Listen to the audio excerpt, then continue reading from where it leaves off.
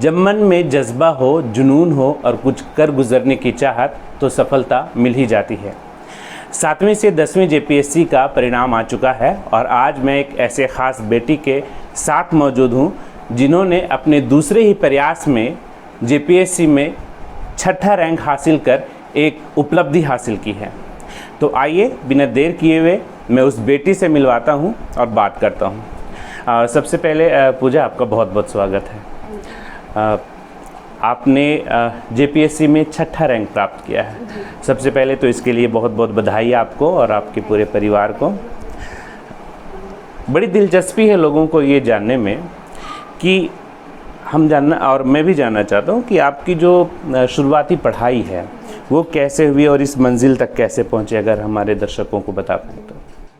मैंने अपना जो 10th तक है 10th तक की पढ़ाई जो है जवाहर नवोदय विद्यालय से की है। मेरा ग्रेजुएशन अनादा कॉलेज से और मेरी जो पीजी है केमिस्ट्री ऑनर्स रहा है मेरा, वो मैंने विनोबा भावे विश्वविद्यालय से किया है। और फिर मेरा बीएड भी हुआ है गवर्नमेंट टीचर ट्रेनिंग कॉलेज से।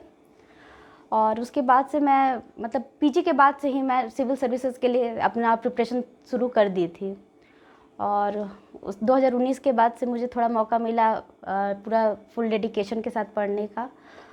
तो मैंने जेपीएससी को एक टारगेट बनाया और लगा कि हाँ चलो इसमें ही करते हैं कोशिश, क्योंकि मैंने 6ठा भी दिया था, उसमें अंतिम रूप से मेरा चयन नहीं हो पाया था। तो लगा कि एक और प्रयास करते हैं, हो जाएगा इस बार। कई बार जो अभ्यर्थी तैयारी कर रहे होते हैं उन्हें लगता है कि सेल्फ स्टडी जो है वो उस मुकाम तक नहीं पहुंचा सकता जिस मुकाम की उसको तलाश होती है। और आपके बारे में जब मैं बात कर रहा था आपके घर वाले से तो मुझे ये बताया गया कि आप सेल्फ स्टडी के बदौलत यहाँ पहुँचे। तो उन अभ्यर्थियों के लिए अगर आप कुछ कहना चाहें तो। जी, सेल्फ स्टडी से भी इसमें सफलता प्राप्त किया जा सकता है, बशर्ते कि आपको सही तरीके से पता होना चाहिए कि एग्ज़ाम पैटर्न क्या है, एग्ज़ाम कैसे लिया जाता है, इसका सिलेबस क्या है, इसके जो प्रीवियस ईयर्स क्वेश्चंस है वो कैसे है। तो उनका एनालिसिस करके और उसके अकॉर्डिंग ही आप अपना तैयारी कर सकते हैं।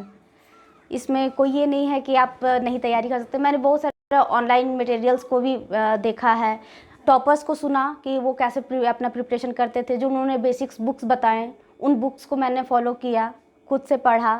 जो समझ में नहीं आता था उसे नेट पे सर्च कर लेते थे कि कैसे करना है, क्या पढ़ना है, क्या है। समझ में नहीं आता तो समझ लेते थे उसी से।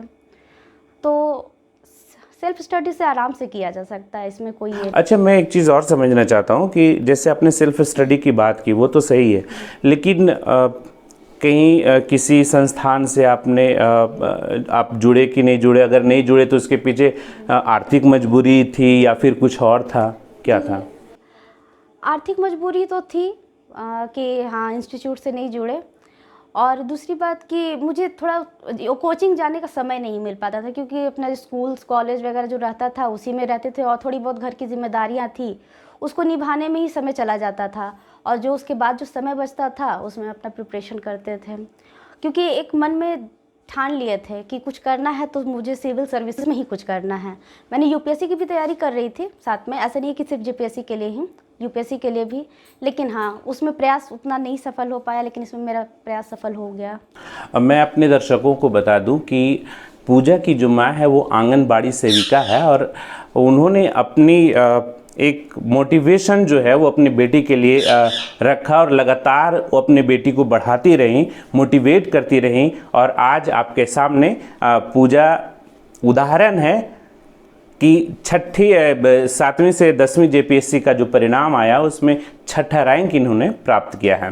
अच्छा, एक बात और मुझे पूजा आप बताइए कि अगर अभी के जो अभ्यर्थी हैं कई बार वो निराश हो जाते हैं, बहुत सारे उसके पीछे की वजह होती है, तो वैसे अभ्यर्थियों के लिए आप किस तरीके से उन्हें मोटिवेट करना चाहेंगे? जी, ऐसा नहीं है कि निराश नहीं हो सकते हैं। कई बार जब हम मेहनत करते हैं और उसका रिज़ल्ट नहीं मिल पाता है तो लोग निराश तो हो ही जाते हैं। मैं भी बहुत बार निराश हुई हूँ, बहुत बार टूटी हूँ, लगता था कि अब नहीं हो पाएगा मुझसे।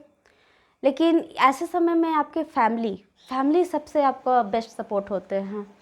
और मेरे ये में मेरी मम्मी मुझे हमेशा सपोर्ट किए हैं। कोई बात नहीं बेटा, हो जाएगा, कर लोगी, तुम कर सकती हो।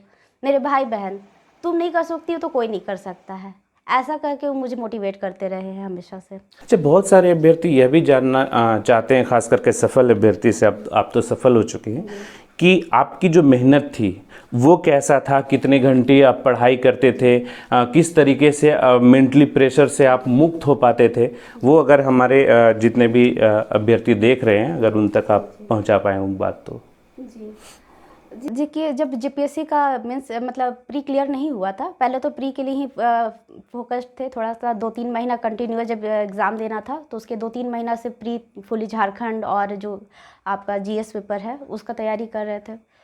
और उसके बाद जब मेंस के लिए जब बारी आई तो मैंने फुल डेडिकेशन के साथ 7 से 8 घंटे रोज़ाना पढ़ाई करके इस 4-5 महीने में अपना बेस तो पहले से ही क्लियर था, क्योंकि यूपीएससी का प्रिपरेशन कर ही रहे थे, तो जो बेसिक्स था वो मेरा क्लियर था।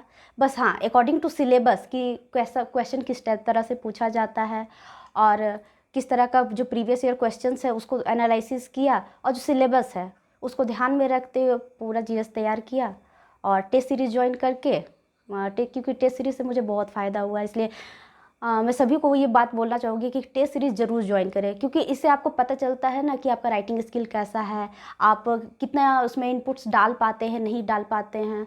तो वो टेस्ट सीरीज़ ज्वाइन करिए। और फिर मॉक इंटरव्यू के लिए भी मैंने कई कोचिंग्स ज्वाइन किया था, जहाँ की मेरे अंदर का जो हेजिटेशन था, थोड़ा झिझक था, उसको मैंने बाहर किया और फिर मैंने अंतिम रूप से इसमें चयन। जब आप तैयारी कर रहे थे तो जाहिर सी बात है कि मन में सफलता का आस भी होगा, लेकिन सफलता इस तरह आएगी छठे रैंक के तौर पर, ये उम्मीद थी या फिर ये अनएक्सपेक्टेड था? अनएक्सपेक्टेड था, बिल्कुल।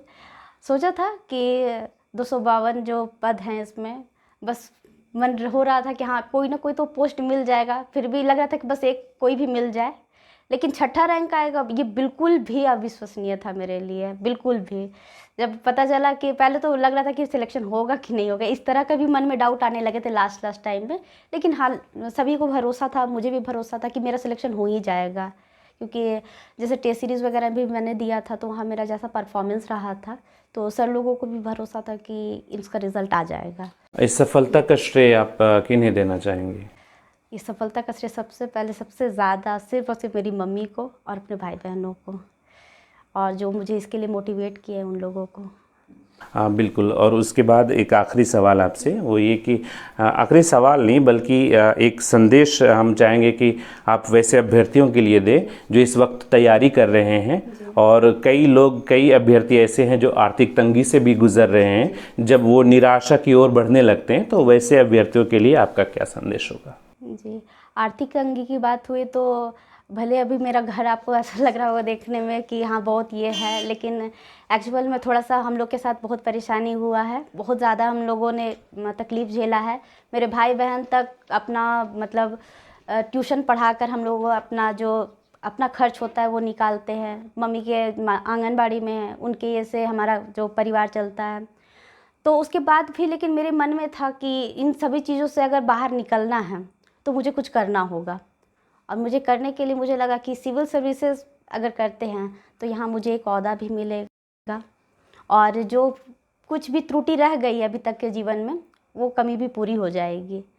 तो अगर आप मन में ठान लेते हैं कि आपको कुछ करना है तो और फिर आप मेहनत करने में पीछे नहीं रहेंगे, बिल्कुल भी नहीं रहेंगे। आप मेहनत करते चले जाएंगे, आपको निराशा भी हाथ लगेगी, फिर भी आपको लगेगा कि उस टूटे हुए जो बिखर गए हैं उसको भी समेट के आप आगे बढ़ जाइएगा। तो आप खुद से भी तैयारी कर सकते हैं, जब हम कर सकते हैं तो कोई भी कर सकता है। बिल्कुल। चलिए, बहुत बहुत शुक्रिया पूजा जी।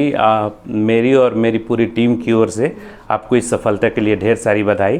तो ये थे हमारे साथ यहाँ हज़ारीबाग की बेटी पूजा कुमारी, जिन्होंने साफ तौर पर कहा कि निराशा की ओर बढ़ने से अच्छा है कि सकारात्मकता की ओर चला जाए, और चाहे कितना भी रोड़ा आए, कितना भी रास्ते में पत्थर आए, उन्हें आप सिर्फ और सिर्फ आत्मविश्वास के भरोसे उससे जीत हासिल कर सकते हैं, उसको पार पा सकते हैं, उससे आगे बढ़ सकते हैं। और इसका सफल उदाहरण खुद पूजा है, जिन्होंने कई आर्थिक तंगी का सामना करते हुए आज इस मुकाम पर पहुंची है। और अब ये अपना पूरा इसका श्रेय अपनी खुद माँ को देती है, जिन्होंने आंगनबाड़ी में काम करते हुए अपनी बेटी को इस मुकाम तक पहुंचाई है। अपने सहयोगी शहाबुद्दीन और महेश सौ के साथ Shamim Ahmad, SB live Hindi, Hazaribagh. Subscribe now and press the bell icon. Never miss an update.